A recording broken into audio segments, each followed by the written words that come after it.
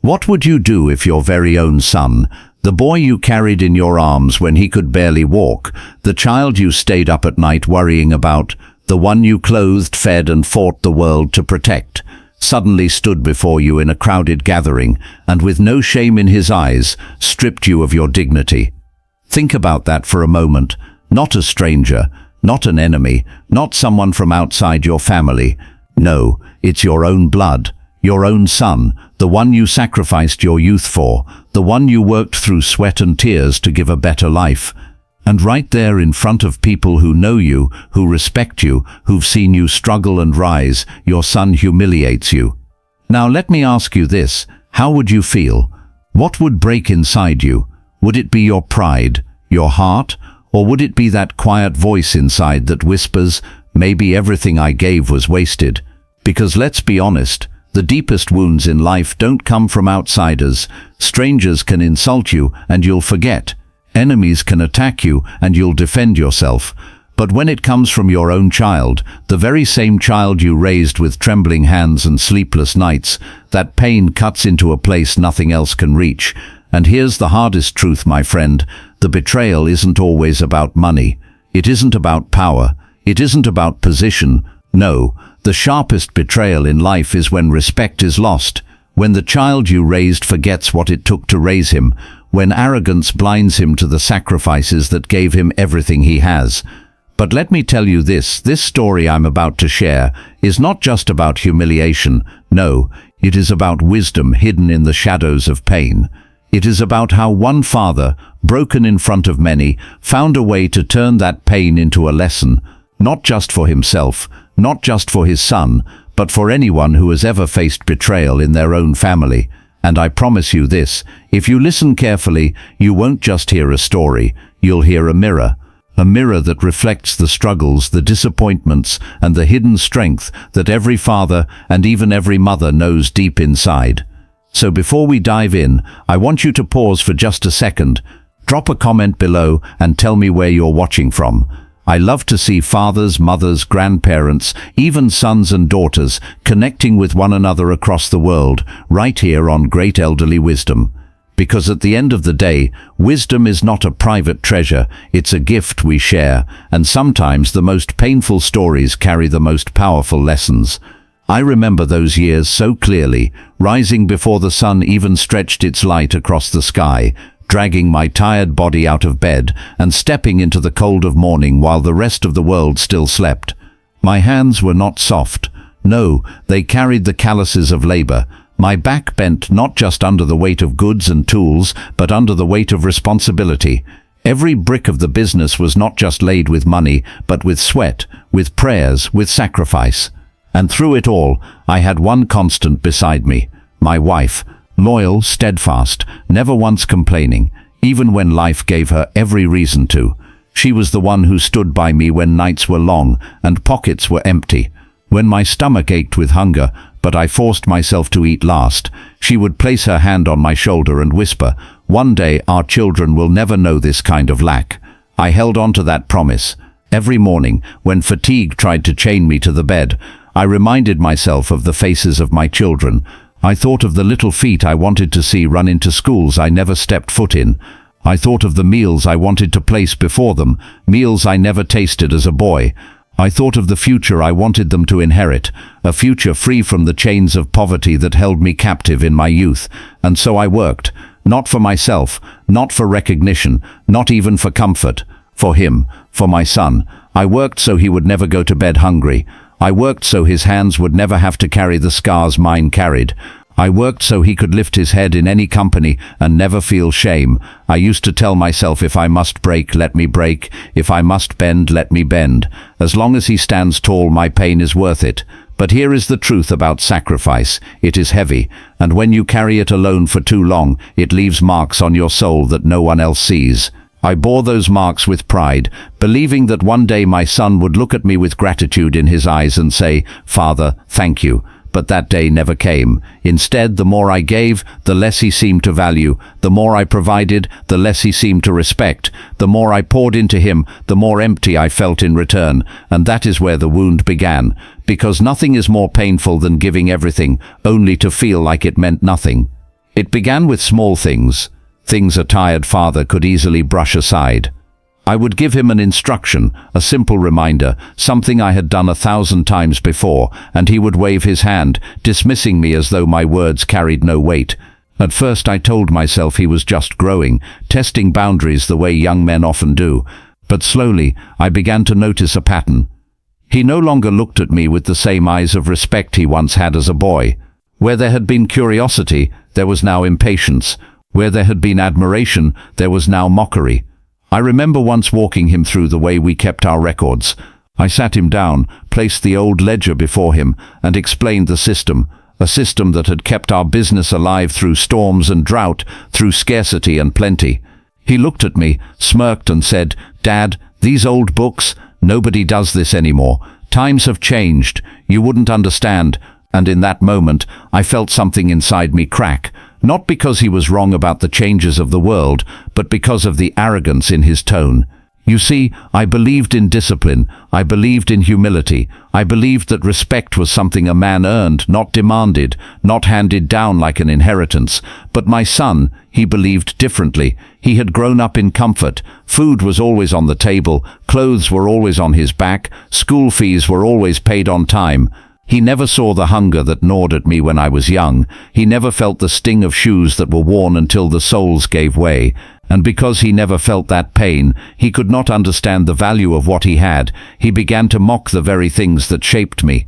My old ways, as he called them, became the butt of his jokes. He would laugh with his friends, saying, "My father still thinks life works the way it did in his time." And though his words cut deep, I swallowed the pain. I told myself, "He's young. This is just youth speaking. He will outgrow it." But deep in my spirit, I knew arrogance is like a seed. If you do not uproot it early, it grows into a tree that overshadows everything in its path. And so I stood there, watching my son drift further and further away, not just from me, but from the very values that held our family together.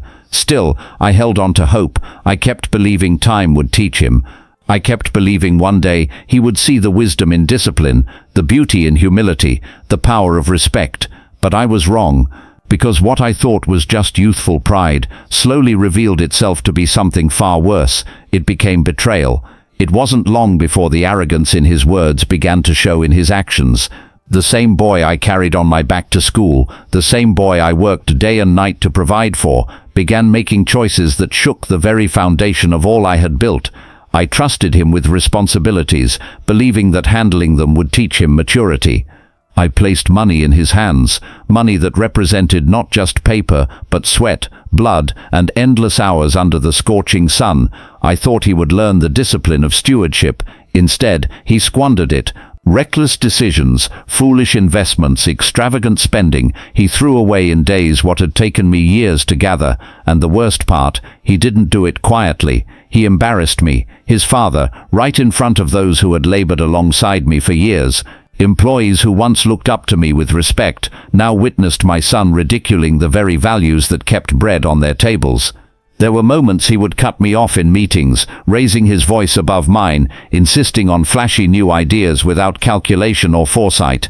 I remember standing there as he dismissed my caution with a smirk, telling the staff, "The old man doesn't understand business anymore. Leave it to me." The sting of those words burned deeper than fire. I was not just a man, I was his father. And in our culture, in any culture, a father's honor should never be dragged so carelessly through the mud. But there he was, stripping me of dignity, piece by piece, as others watched. Then came the breaking moment.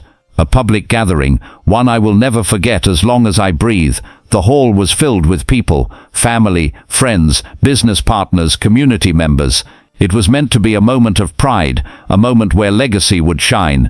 I rose to speak, to share wisdom, to remind those gathered of the journey that had brought us this far. And just as I opened my mouth, my son stood. He looked at me, then at the crowd, and with a laugh in his voice said, "Sit down, Dad, you don't need to talk.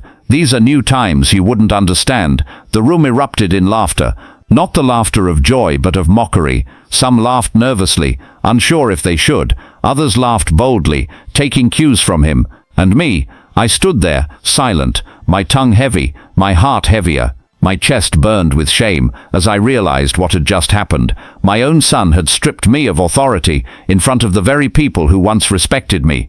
Do you know what silence feels like when it's filled with humiliation? It is deafening. It is a storm inside, yet on the outside you appear still. I wanted to speak, to correct him, to defend the honor I had carried all my life, but the words never came. I stood like a statue, while laughter filled the hall, and in that moment I felt something die within me. Not my love for him, but my hope that he still valued me as his father. Now let me ask you, if you were in my shoes, what would you have done? Walk away with your dignity, or fight back and risk making the wound even deeper? And as if that public insult was not enough, the knife went in deeper. In front of the gathering, before men I had trained, before women who had seen me rise from nothing, my son lifted his chin and declared boldly, "My father is too old to lead. The future is mine now." Do you hear that? Too old. Those words did not just question my age, they erased my relevance. They dismissed every battle scar, every sleepless night, every grain of wisdom carved into my bones by decades of toil. He did not just strip me of dignity, he buried me alive in humiliation. I sat there. My hands trembled slightly, but I clenched them tight under the table so no one would see. On the outside I looked calm, but inside I was breaking. A father's lowest moment is not when his enemies defeat him. It is when his own blood, his own child, tells the world that he is nothing. As the voices in the room grew louder, mocking, dismissive, I could no longer hear the laughter clearly. What I heard instead were the echoes of my past, the memory of long nights when my stomach groaned with hunger, but I told myself, let him eat, he must grow strong. I remembered walking barefoot through the dust so he could wear good shoes to school.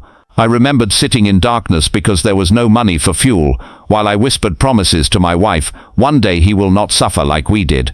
And now, the very boy I gave everything for, the one I shielded from the pain of lack, stood tall and told the world I was irrelevant.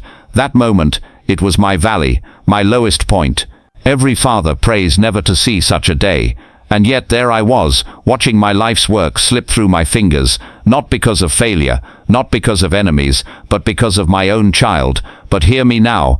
I did not speak that day, but my silence was not weakness. My silence was patience. My silence was wisdom. Because what my son did not know, what nobody in that hall knew, was that I had already prepared for this day. Yes, I had seen the signs long before. I had felt the shift in his spirit, the arrogance that grew unchecked, the pride that blinded him, and though it hurt, I knew a storm was coming. So quietly, in the shadows, I made preparations, not to fight him, not to destroy him, but to teach him, because sometimes the only way a son learns is when a father allows him to taste the weight of his own choices, and that was the lesson I had been saving for the moment he believed I was too old to lead. You see, while my son was busy flaunting his pride, I was busy guarding the roots of everything I had built. He thought my silence meant blindness, but no, my silence was strategy. Because long before that day of humiliation, I had already put measures in place. The papers that mattered, the true ownership of the business, the legal backbone that could never be shaken, were signed and sealed in my name. The men and women who worked beside me, those loyal hands who carried bricks with me in the early years, they knew where their trust truly lay. Not in the arrogance of a boy who had never fought a storm, but in the man who had weathered them all and kept food on their tables. I had allies he did not even know existed, partners who owed their survival to me, clients who respected my handshake more than they respected his promises.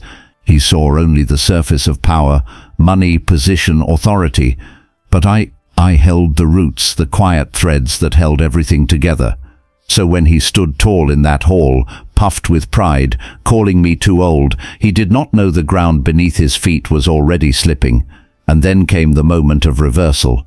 The moment truth walked into the room like a silent guest, uninvited but undeniable. The documents were laid bare. The loyal employees spoke up, not with anger, but with the calm firmness of people who knew where their true leader stood. One by one, his illusions began to crumble. His voice, once so bold, began to falter. His arrogance, once so sharp, began to soften. I looked at him, not with anger, but with the deep sadness of a father who has seen too much. And I finally spoke. After holding my tongue through insult and humiliation, I said, "You told me I was too old to lead.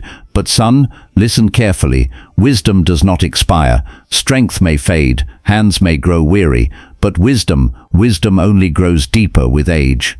The room fell silent. For the first time, he could not laugh. For the first time, he saw not just his father, but the man behind the father, the man who carried scars, who made sacrifices, who planted seeds he had only come to harvest. And in that silence, he learned that leadership is not about age or arrogance or entitlement. Leadership is about respect, about carrying others when they are too weak to walk, about building foundations that do not collapse when storms come. That was the day my son's arrogance cracked.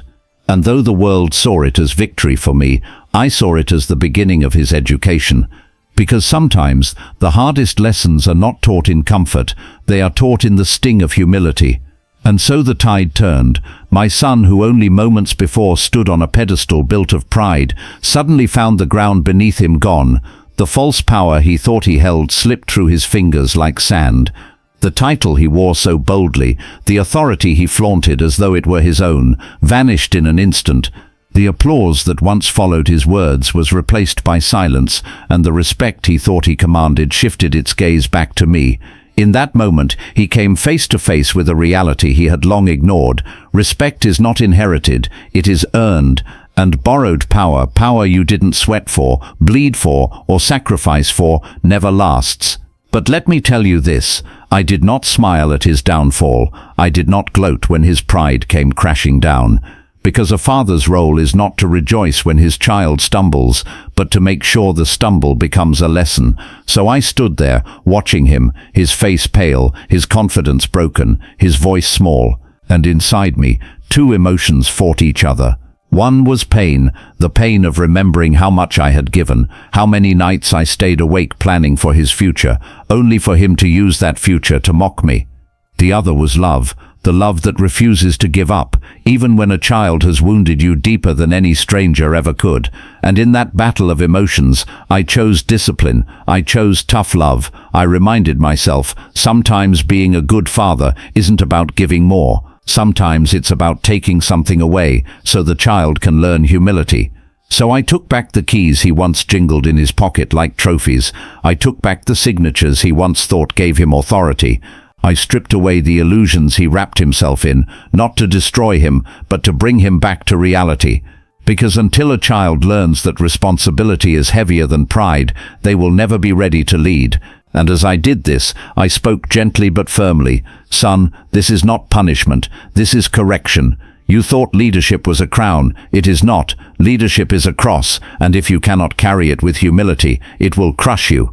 He lowered his head. For the first time in a long time, he had no answer. The arrogance was gone. The laughter was gone. What stood before me was not a victorious young man, but a child in need of wisdom. And at that moment, I knew this was the very lesson I had to give him. Not money, not business, not comfort, but humility. Because humility, once learned, becomes the root of every other strength. Nothing cuts deeper than realizing your sacrifices became someone else's entitlement. You give your strength, your sweat, your sleepless nights, thinking it will build gratitude. Yet sometimes, instead of gratitude, it builds arrogance. And when that happens, it feels like the knife isn't in your back, it's in your chest, because it came from your own child. But maybe that's what fatherhood is. Maybe fatherhood isn't only about providing or protecting or even guiding. Maybe at its very core, it is about teaching lessons, even when those lessons hurt you as much as they hurt your child. Because love without correction isn't love at all. It's neglect dressed in kindness. And yes, those lessons are painful. It hurts to watch your son stumble. It hurts to see the tears after pride has been broken. It hurts to let them face the weight of consequences when every part of you wants to shield them. But true fatherhood doesn't ask, how can I protect my child from pain? True fatherhood asks, how can I prepare my child for life? And sometimes life requires scars. Have you ever been in that place? Have you ever had to teach a painful lesson to someone you love? Maybe it was your child, maybe your younger sibling, maybe even a close friend. Did you stand firm, even when your heart was breaking inside? Share your story. I read them all, and trust me, your experience, your wisdom, could be the very thing that saves another parent, another family, another life. Because here on Great Elderly Wisdom, we don't just tell stories, we pass down lessons that echo across generations. And hear me well, no mistake is final. I want you to hold on to that. No mistake is final. A fall doesn't always mean the end. Sometimes the fall is exactly what saves a person from destruction. Sometimes the lowest point is the turning point. Just like a seed must be buried before it can grow, sometimes a son or a daughter must be humbled before they can rise. And that's the hope I cling to as a father. The hope that discipline, though painful in the moment, will one day bear fruit. That the same child who wounded me with pride might later honor me with wisdom. That the same son who laughed at my silence might one day sit at my feet, not out of fear, but out of respect. Because love does not end at betrayal. Love endures, corrects, and waits for redemption. My son thought he had taken everything from me. He thought he had stripped me of authority, embarrassed me beyond repair, and buried my dignity beneath the laughter of men. But in truth, he gained something he never expected, humility, and I regained something I thought I had lost forever, the respect of my family and the loyalty of the very workers who had stood beside me through the years.